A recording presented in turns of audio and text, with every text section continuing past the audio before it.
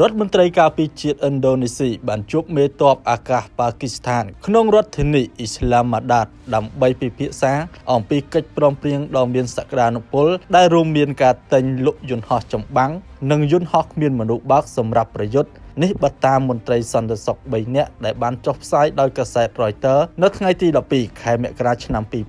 2026មែនតើទៅកិច្ចពិភាក្សានេះកើតឡើងពេលដែលឧស្សាហកម្មការពារជាតិប៉ាគីស្ថានជោគជ័យជាបន្តបន្ទាប់លើកិច្ចចរចាលទ្ធកម្មការពារជាតិរួមទាំងកិច្ចព្រមព្រៀងជាមួយកងទ័ពជាតិរបស់លីប៊ីនិងកងទ័ពសូដង់ខណៈរដ្ឋធានីអ៊ីស្លាមាបាតកំពុងដើរតួនាទីចែកចាយវិស័យការពារជាតិក្នុងតំបន់ដ៏សំខាន់មួយប្រភពមួយបានអះអាងថាកិច្ចចរចាឥណ្ឌូនេស៊ីប៉ាគីស្ថានផ្ដោតលើការលក់យន្តហោះ JF-17 ដែលជាយន្តហោះប្រយុទ្ធពហុតួនាទីបង្កើតឡើងដោយប្រទេសប៉ាគីស្ថាននិងចិននិងយន្តហោះគ្មានមនុស្សបើកដែលគេត្រូវបានរចនាឡើងសម្រាប់ការឃ្លាំមើលនិងការវាយប្រហារលើគោលដៅជាក់លាក់ចំណែកប្រភពពីរផ្សេងទៀតបានបញ្ជាក់ថាកិច្ចព្រមព្រៀងកំពុងស្ថិតក្នុងដំណាក់កាលរលូននិងមានយន្តហោះចម្បាំង FJ-17 ជាង40គ្រឿងជាមួយគ្នានេះដែរឥណ្ឌូនេស៊ីក៏ចាប់អារម្មណ៍លើយន្តហោះគ្មានមនុស្សបើកសាផាតរបស់ប៉ាគីស្ថានផងដែរ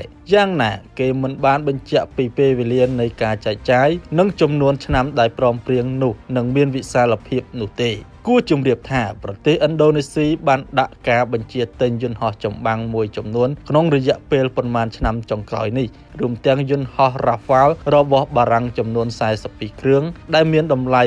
$8.1 លានក្នុងឆ្នាំ